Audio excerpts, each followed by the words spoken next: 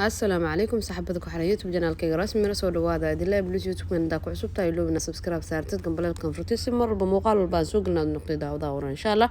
sidoo kale saxaabada nagala soo barta Facebook page ku leenahay rasmi mar idinkan soo dhawaada adila loobina muuqaalka la saartaan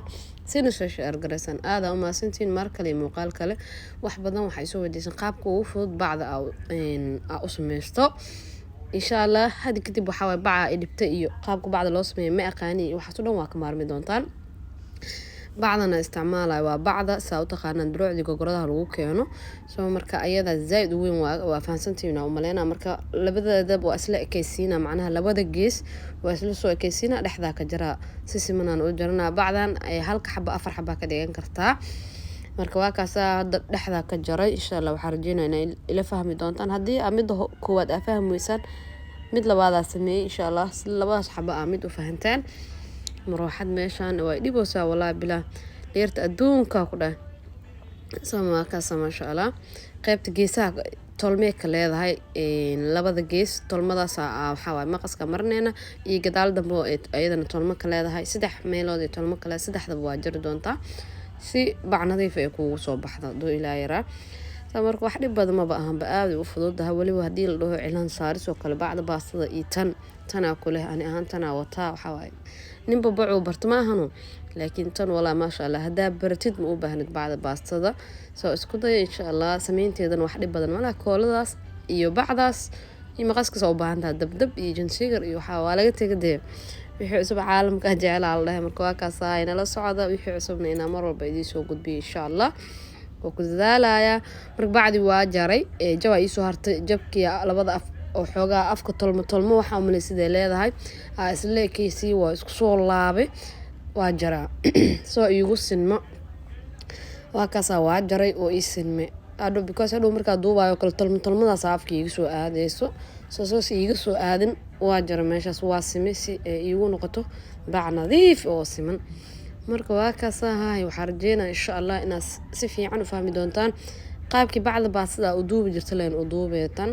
labada gees ka soo qabanay dhac waa duube waa wareejinay waxa waa kaaliska arag wax dhib badan ma baahan geeska smujadiino oo weynta afka horna qiyaasa ka qaadanay mar walbana bacda waa ina markaarti waa ina yareysid gadaal u jiide horna waxa waa tii hore maxal lahayn u jiide dhuube ku noqonay aad u qurux badan waa soo laabatan koolada raba inaad jaro marwaxadan waxa waa idiboosaa ilaa qeyrsiyo ya alaabta dhinna ay kala bitinoosaa marka waa kaas koolada soo jarana koolada xoogaa meel yara ka raba inaad ka jaro maadaama xoogaa ay leersatay meesha sirta ka jara oo billahi tawfiiq marka waa kaas qaybtan jabkan kala isticmaale jabka saas oo saaray hal gees oo yareeyay macnaha geeskas marka u yareysid oo ku laabtid geeska oo u badan haduu ku soo